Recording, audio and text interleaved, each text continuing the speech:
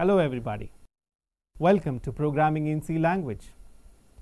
Before we move on, let us see the objectives of this chapter. At the end of this chapter, you would be able to learn what is a program, what is a language, generations of languages, the evolution of the C programming language, C as a second generation as well as a third generation language, the nature of C language, block structured nature of C, the features of C language, compilers versus interpreters, the basic structure of C program, compiling and executing a C program, the Hello World program. Before learning programming in C, we should know what is a program and what is a language. Let us see what is a computer program. A set of instructions used by a computer to perform a particular task in a predefined manner is called a program. For example, if we want to wear a newly stitched dress, the usual process is first we have to buy the cloth, give it to a tailor, tailor takes the measurements, tailor stitches the dress, and then we can wear the dress. Similarly, a computer follows a set of instructions to perform a particular task in a predefined manner. Let us see what is a programming language. As all of us know that a language is a tool which facilitates communication. For example, two persons can communicate through a language which is known to both of them.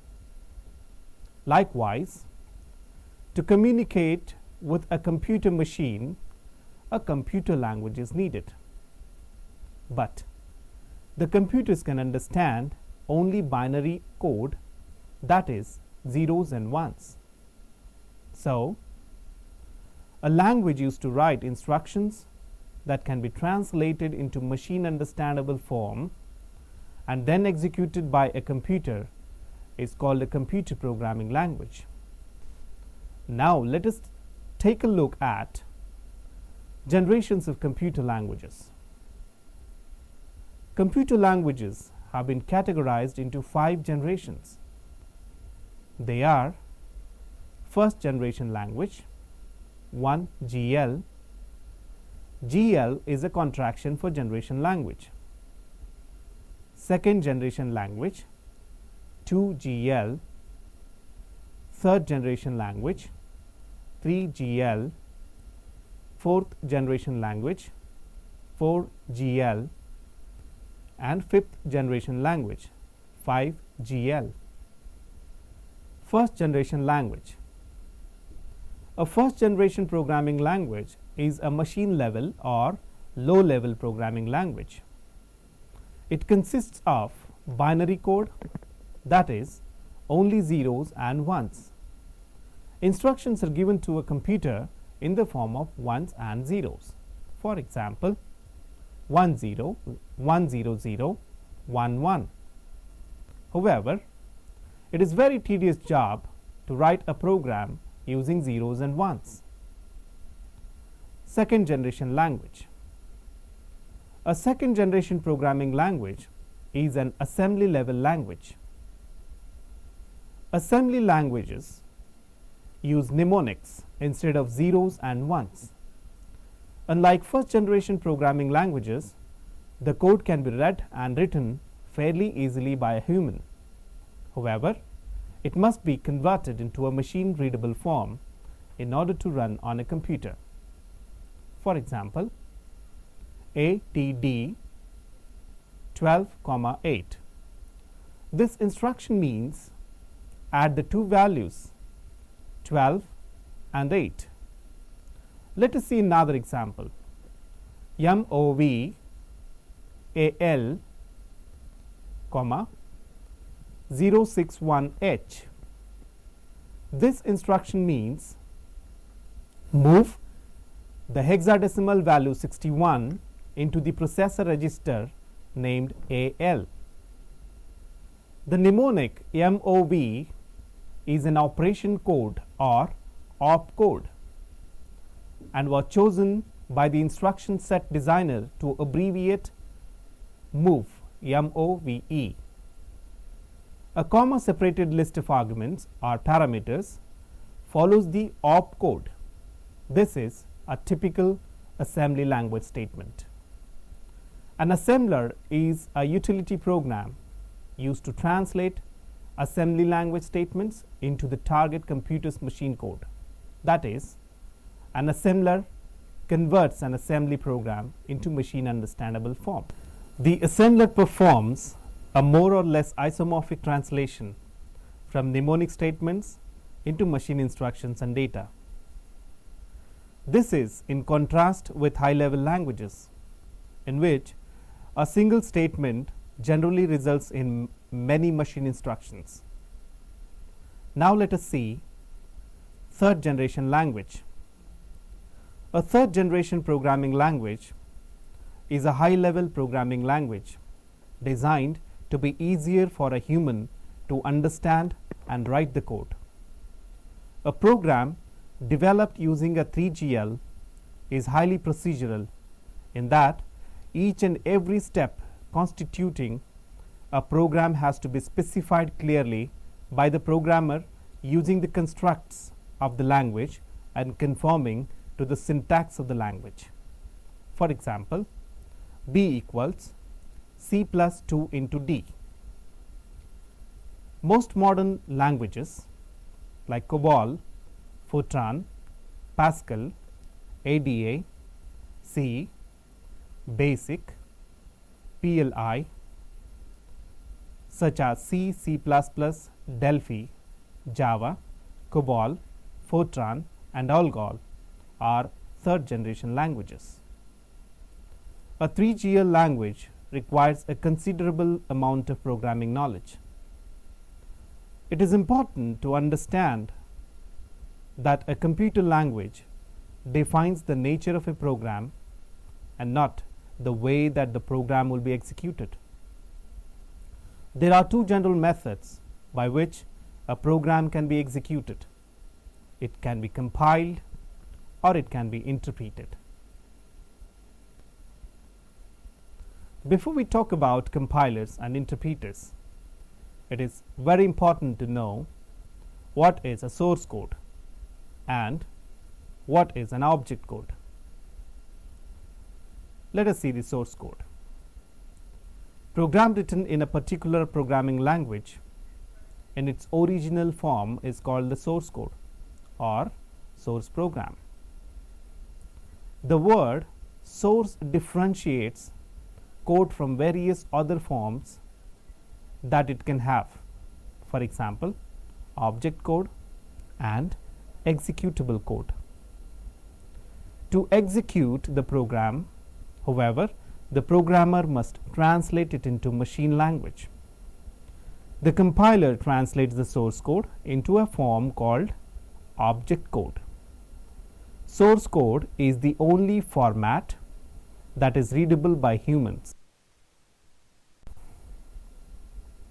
When we purchase programs, we usually receive them in their machine language format.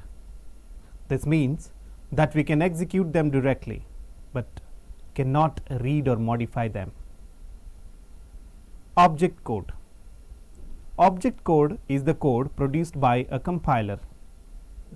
Object code comes very close to a computer's machine language. The final step in producing an executable program is to transform the object code into machine languages if it is not already in this form. A program called linker does this job. Now, let us look at the terms like compilers and interpreters and understand the role and the differences between them. Compiler. A compiler is a program that translates program written in some high-level language into object code. The compiler derives its name from the way it works, looking at the entire piece of source code and collecting and reorganizing the instructions. A compiler translates high-level instructions directly into machine language, and this process is called compiling. Let us say interpreter. An interpreter translates high-level instructions into an intermediate form which it then executes. Interpreter analyzes and executes source code line by line without translating the entire program. The advantage of interpreters is that they can execute a program directly without translating the code into an intermediate form. Compilers are required sometime before an executable program emerges. However, programs produced by compilers run much faster than the same program executed by an interpreter. Differences between compilers and interpreters. A compiler translates a complete source program into machine code. The whole source code file is compiled in one go, and a complete compiled version of the file is produced. This can be saved on some secondary storage medium, for example, floppy disk, hard disk, etc. This means that the program can only be executed once translation is complete. I repeat, the program can only be executed once when the translation is complete, and any changes to the source code require a complete recompilation. An interpreter, on the other hand, provides a means by which a program written in source language can be understood and executed by the CPU line by line. As the first line is encountered by the interpreter, it is translated and executed. Then it moves to the next line of source code and repeats the process. This means that the interpreter is a program which is loaded into memory along the source program. Statements from the source program are fetched and executed one by one.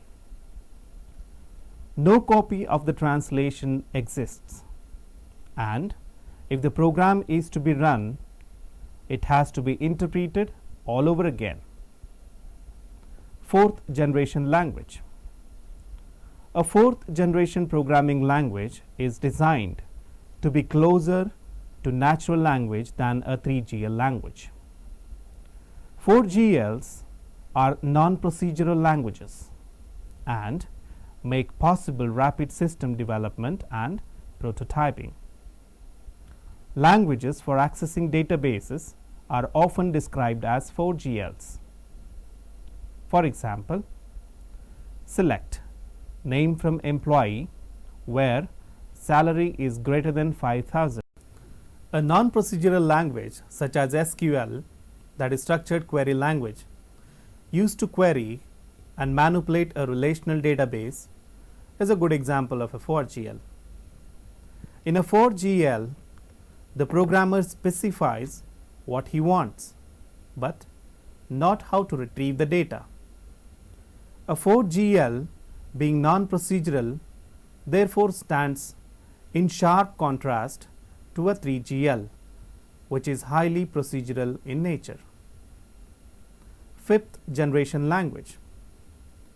A fifth generation programming language is a programming language based around solving problems using constraints given to the program, rather than using an algorithm written by a programmer. Most constraints-based and logic programming languages and some declarative languages are fifth generation languages. While fourth generation programming languages are designed to build specific programs, Fifth generation languages are designed to make the computer solve the problem for you. This way, the programmer only needs to worry about what problem need to be solved and what conditions need to be met, without worrying about how to implement a routine or algorithm to solve them. Fifth generation languages are used mainly in artificial intelligence. Prolog, OPS5 and Mercury are the best known fifth generation languages.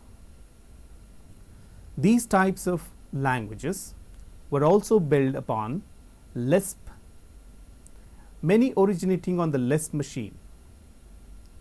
ICAD is a good example. Then there are many frame languages such as KL1. Now let us see C's place among the generations of programming languages. The C language has powerful low-level features of second generation like pointers, bit manipulation, etc. The C language is a high-level language belonging to the category of 3GLs. The language has become available on a very wide range of platforms, from embedded microcontrollers to supercomputers. The C language is a high-level language belonging to the category of 3GLs. The language has become available on a very wide range of platforms, from embedded microcontrollers to supercomputers. C exhibits all the features of a 3GL, such as block structured code. A unit of code is written as a function block. A function in turn comprises various constructs such as conditional constructs, iterative constructs, etc., which in turn are written as a block code. Support for a variety of data types. Supports a rich set of arithmetic, logical, and relational operators. C language therefore has features of both second generation as well as third generation languages. Therefore, C is often called a middle level computer language, as it combines the elements of high level language with that of assembly language. High level language. A high level programming language is a programming language that is more user friendly and memory access is platform independent. Low level language. A low level programming language is a programming language that is more machine specific, and processor operations such as memory access is directly processor dependent. Why use C? The largest measure of C's success seems to be based on purely practical considerations. Practicalities.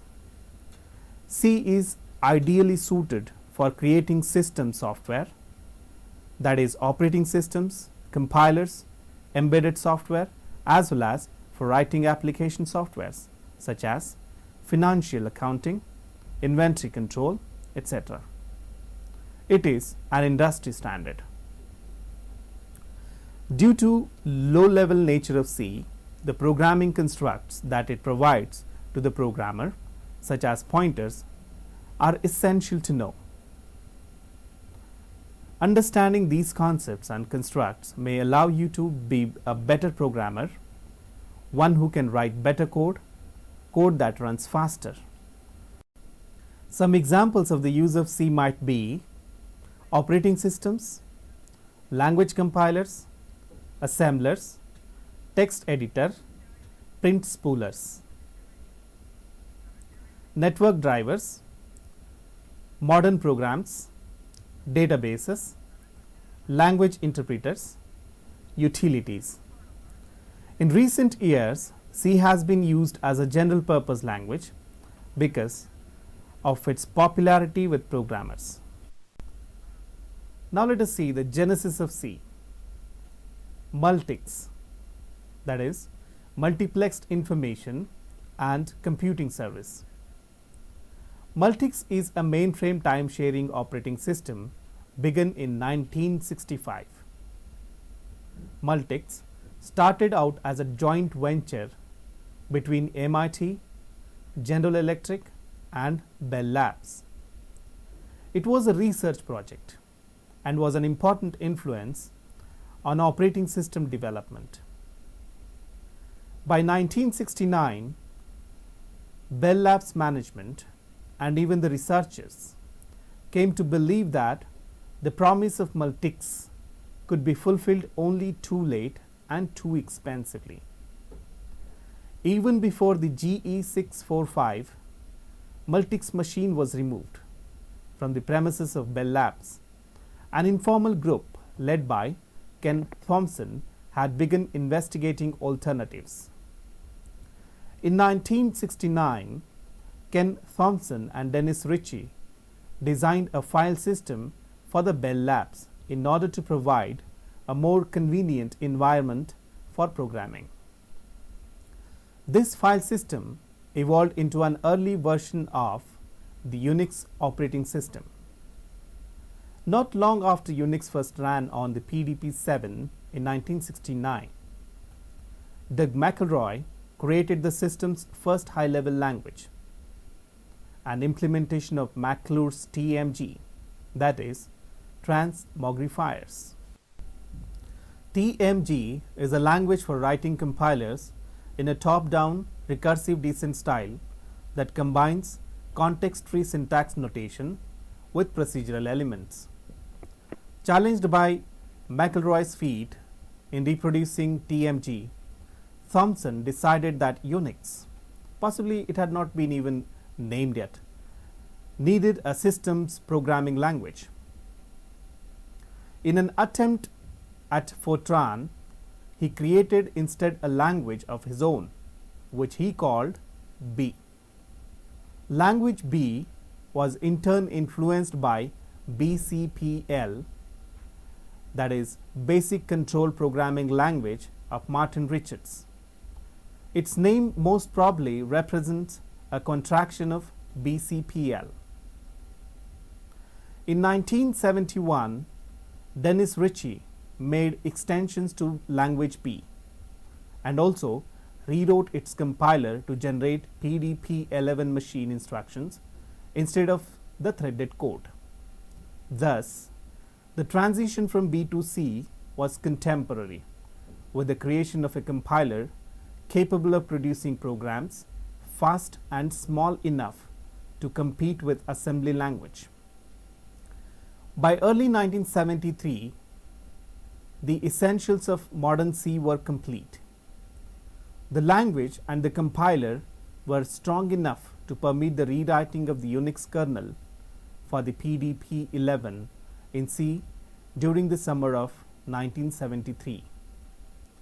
Also, during this period, the compiler was retargeted to other nearby machines, particularly the Honeywell 635 and IBM 360-370. Because the language could not live in isolation, the prototypes for the modern libraries of the C were developed. The nature of C language. From its evolution, it was natural for C to exhibit the powerful low-level features of second-generation languages like pointers, bit manipulation, accessing registers, etc. It also supports conditional constructs, loop constructs, a rich list of operators, and a variety of data types that is so typical of any third-generation language. The combined features of second and third-generation language make C a very powerful and flexible language. These features of C make it possible to use the language for systems programming like development of compilers, interpreters, operating systems, graphics, and general utilities. It is also ideal for a host of applications in the commercial environment. Much of the Unix operating system has been written in the C language. C is a structured language in that it has the ability to modularize from the rest of the program all information and instructions required to perform a specific task. Most of C's features come in function libraries. C is a compiled language. C compilers read the source code and convert it to the object code, sometimes referred to as binary or machine code. Separate compilation. C allows a program to be contained in a separate files, which are compiled separately before being linked.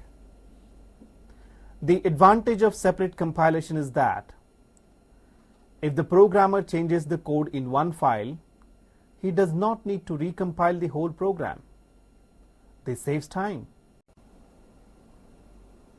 The block structured nature of C. The basic unit of code in C is written as a C function that can in turn be used as a building block to write more C functions, thus facilitating modular programming. C provides all features of structured programming, such as writing programs as functions, functions returning values, functions defining its own local variables, etc. C language offers only a handful of functions that form the core of the language. Rest of the functions available as part of the language libraries, which are developed using the core functions, thus expanding the scope of the language. This promotes functionally cohesive code and therefore facilitates reusability. Thus, standalone functions can be written as part of a library that can be deployed in other applications. Basic concepts of C. The C language was initially designed as a small, portable programming language used to implement an operating system. In its history, C has evolved into a powerful tool for writing all types of programs and includes mechanism to achieve most programming goals. Thus, C offers a standard set of lexical elements, a wide variety of types for data types, including integer and floating point constants and variables, pointers to data locations in memory and the ability to do pointer arithmetic, arrays of identically typed data, structures and unions with members of different data types, the ability to group independent code blocks into named functions, a large set of operators used to form expressions, including bitwise operators, a simple method of declaring data variables and functions, several processes directives to expand the functionality of the language, numerous library functions to handle many common programming tasks, a high degree of portability. Now let us understand the features of C language. We briefly list some of C's characteristics that define the language and also have led to its popularity as a programming language. Naturally, we will be studying many of these aspects throughout this course. Small size, extensive use of the function calls, reasonably strongly typed language, structured language, low-level programming readily available, pointer implementation, that is extensive use of pointers for memory, array, structures and functions. Error handling is not one of the strong points of C, though much of the errors can be avoided with good programming practices. Let us have a look at memory allocation in C. Generally, in most of the programming languages, memory is assigned to a variable name at the time of definition. However, C allows dynamic allocation of memory. That is, a C program can request the operating system to release memory for the use of the program at the time of execution. C provides three distinct ways to allocate memory for objects. Static memory allocation. Space for the variable is provided in the binary at compile time. These variables have an extent or lifetime as long as the binary which contains them is loaded into memory. Automatic memory allocation. Temporary objects can be stored on the stack, and this space is automatically freed and reusable after the block in which they are declared is exited. Dynamic memory allocation. Blocks of memory of arbitrary size can be requested at runtime using library functions such as malloc from a region of memory called the heap. These blocks can be subsequently freed for reuse by calling the library function free. Bit manipulation. C allows manipulation of data in its lowest form of storage. That is, it is possible to manipulate the bits within a byte using bit shift operator such as right bit shift or left bit shift operator, and the bitwise OR, the bitwise exclusive OR, and the bitwise AND operator. Now let us see the important and powerful feature of C, pointers. In addition to referencing a memory location through a variable name, the C language allows reference to a memory location by its internal address or byte number called as pointer. Pointer arithmetic and pointer manipulation are other powerful pointer operations possible in C. Recursion. In C, a function can call itself. Such functions are called recursive functions. Library functions. C is accompanied by a number of library functions to carry out various commonly used operations. These functions are not part of the language, but are supplied as a part of C compiler. Features which tend to be computer dependent are generally written as library functions. Portability. Any C program can be run on different machines with a little or no modification at all. Now let us see the basic structure of a C program. Different programming languages have their own format of coding. The main C program contains following contents, including header files, macro definitions, global declarations, main module, declarations and statements, user-defined functions or submodules. The complete structure of a C program is preprocessor statements, global declarations, main function, open brace, declarations, statements, close brace, user-defined functions. Preprocessor statements. These statements begin with hash symbol and also called the preprocessor directives.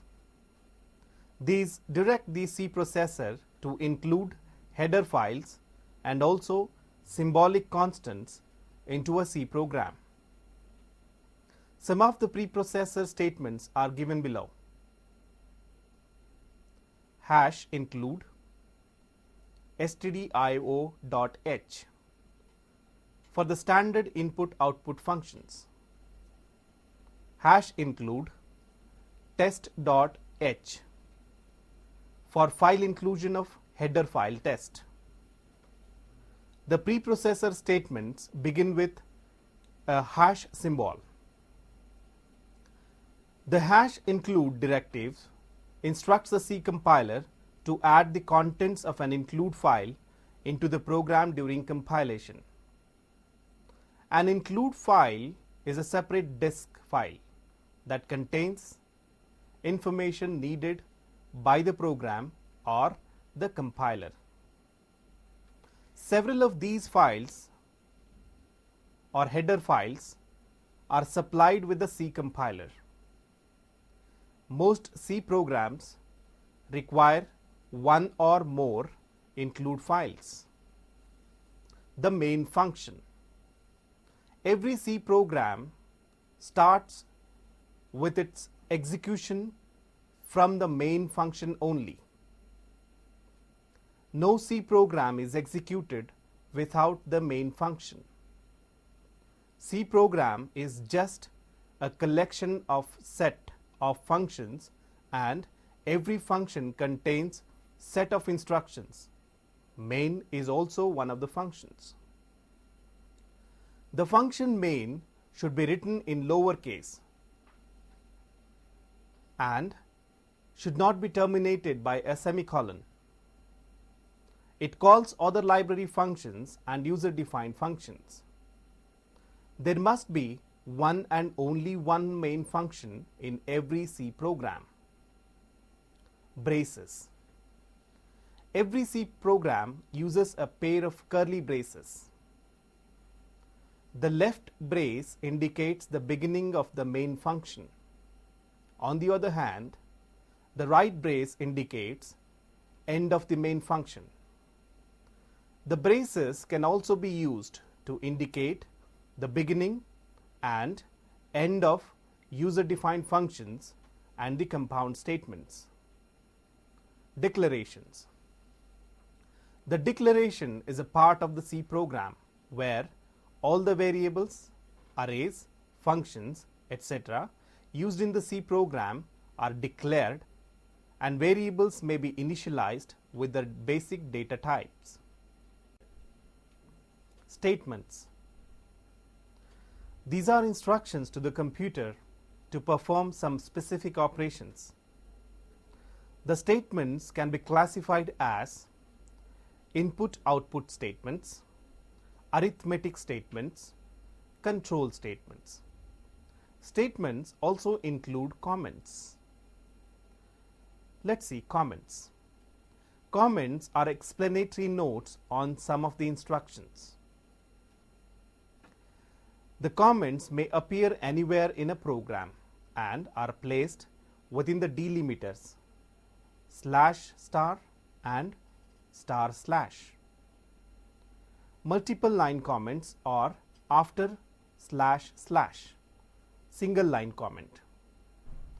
That is, the statements to be commented on must be enclosed within /* and */ or placed after //. They can be used to provide explanation for the general program logic, purpose of program, author, and date. Commenting code is a sound programming practice and makes code self-documenting. The comments are not compiled and executed. That is, they are ignored by the compiler. Function definitions. Every C program consists of one or more modules called functions, one of which is the main function. In its simplest form, the function consists of a name followed by a pair of empty parentheses and a pair of braces. Parentheses defined with functions are used for passing values to functions. Within the braces are statements that make up the body of the function. Program execution starts at the first statement in main and terminates at the last statement in the main. We have not even seen a single program so far highlighting the use of the new line character, or escape sequences for that matter. Please do not discuss this at this juncture. Now let us see user-defined functions. These are subprograms. Generally, a subprogram is a function. The user-defined function contains a set of statements to perform a specific task. These are written by the user.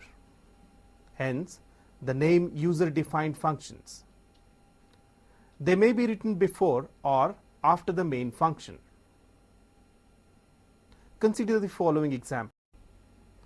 Using Microsoft C. Edit stage.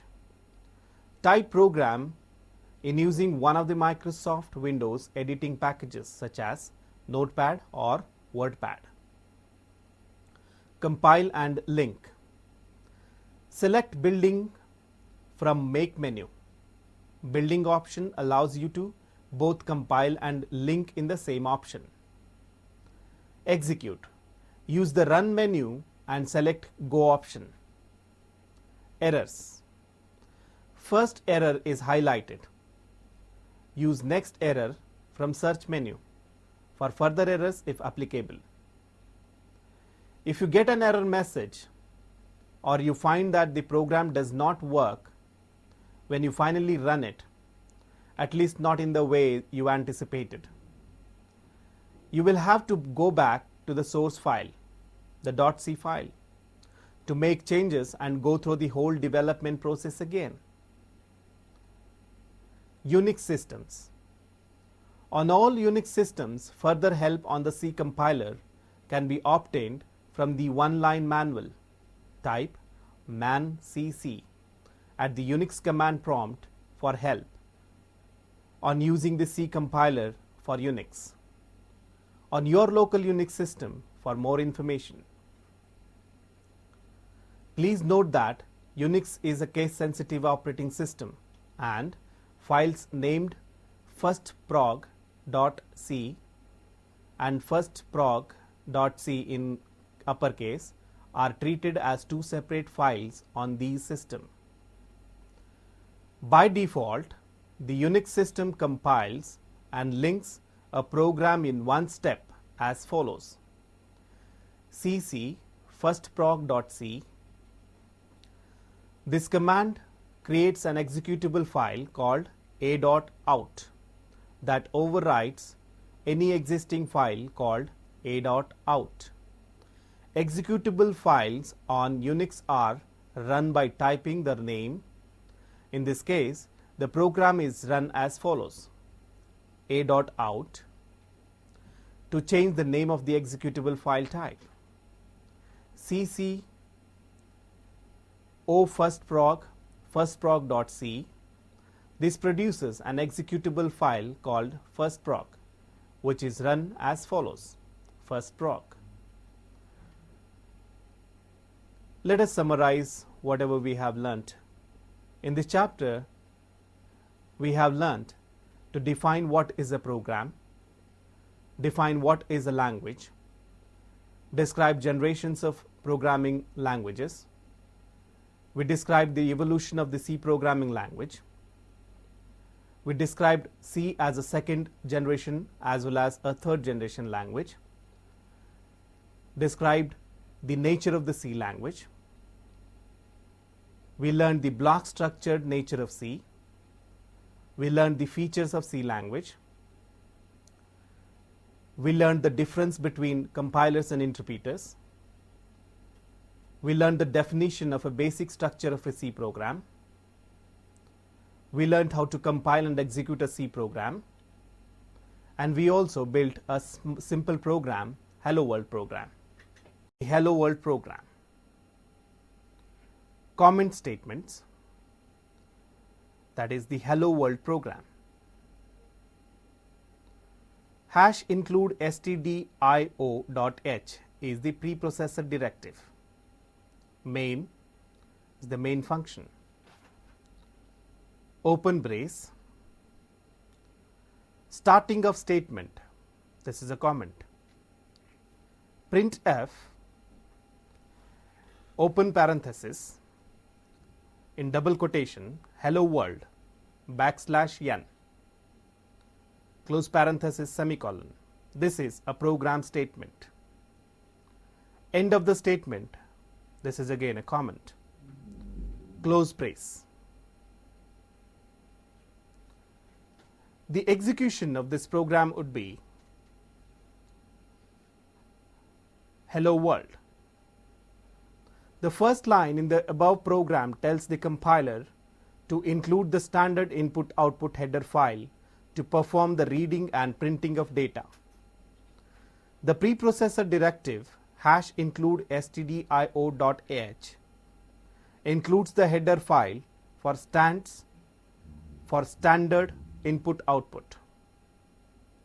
This header file supports the input-output functions in a program. In a program, we need to provide input data and display processed data on standard output screen. The stdio.h header file supports these two activities. These are many header files available which have a different purpose and usage. The second line main tells the compiler that it is the starting point of the program. Every program should essentially have the main function only once in the program. The opening and closing braces indicates the beginning and ending of the program. All the statements between these two braces form the function body. These statements are actually the C code which tells the computer to do something. Each statement is an instruction for the computer to perform a specific task. The comment, that is the statement which is in /* and // is a comment and will not be executed. The compiler simply ignores this statement. These are essential since it enhances the readability and understandability of the program. It is a very good practice to include comments in all the programs to make the user understand what is being done in the program. The next statement, printf, is the only executable line in the above sample program. The printf function is a standard inbuilt function for printing a given line which appears inside the double quotes. Therefore, in the standard output device, we can see the following line, hello world. The next line is again a comment statement as explained earlier. The closing brace indicates the end of the program. Compiling and executing a C program. Compiling a C program means translating it into machine language. C compilers are used for this purpose. The C program to be compiled must be typed in using an editor. An editor is a program which allows the programmer to write the program and edit it. C compilers are available with Borland without editors. The environment where you find compiler, editor, debugging tool, linking facilities, tracing, and test tools is called Integrated Development Environment, in short IDE. For example, Turbo C, abbreviated as TC, Borland C, C++, and ANSI C. The procedures used in compiling and executing C programs differ from one operating system to another. To execute a C program successfully, we need to follow the following 5 basic steps. Step 1. Creating a program file, that is, source file. Step 2. Saving the program with .c as extension. Step 3. Compilation. Step 4. Linking system library functions. Step 5. Running or executing the program. The C compilation of C program. We will briefly highlight key features of the C compilation model here. The C compilation model goes as follows. Source file or source code. The source code is input to the C compiler. Object code. Translation of source code of a program into the machine code, which the computer can read and execute directly. Object code is the input to the linker, that is .obj file. Linker, a program that links the separately compiled modules into one program. It is also combines the functions in the standard C library with the code that is written. The output of the linker is an executable file, that is .exe file. Compile time, the time during which the program is being compiled. Runtime, the time during which the program is being executed. Coding, compiling and running C programs. This section is primarily aimed at the beginner who has no or little experience of using compiled languages. We cover the various stages of program development. The basic principles of this section will apply to whatever C compiler you choose to use. The stages are nearly always the same. The edit, compile, link, execute. We will see this process now. Developing a program in a compiled language such as C compiler requires at least 4 steps. Editing or writing the program, compiling it, linking it, executing it. We will now cover each step separately. Editing. You write a computer program with words and symbols that are understandable to human beings and that also constitute the framework as well as the grammar and the syntax of the programming language. This is the editing part of the development cycle. You type the program using an editor and save the resulting text as a separate file. The source file can be viewed again at a later time using the same editor by opening the source file with the help of the editor. All C source files have an extension of .c. Compiling. You cannot directly execute the source file. To run on any computer system, the source file must be translated into binary code understandable to the computer's central processing unit. For example, the 8087 microprocessor. This process produces an intermediate object file with the extension .obj. The obj extension stands for object code. Linking. The first question that comes to most people is why linking necessary? The main reason is that many compiled languages come with library routines which can be added to your program. These routines are written by the compiler vendor to perform a variety of tasks, from input-output to complicated mathematical functions. In the case of C, the standard input and output functions are contained in a library stdio.h. So, even the most basic program will require a library function. The linking process produces an executable with the extension .exe. Executable files. Thus, the text editor produces .c source files, which are input to the compiler, which produces .obj files, that is object file. The .obj files in turn are input to the linker, which produces .exe, that is executable file.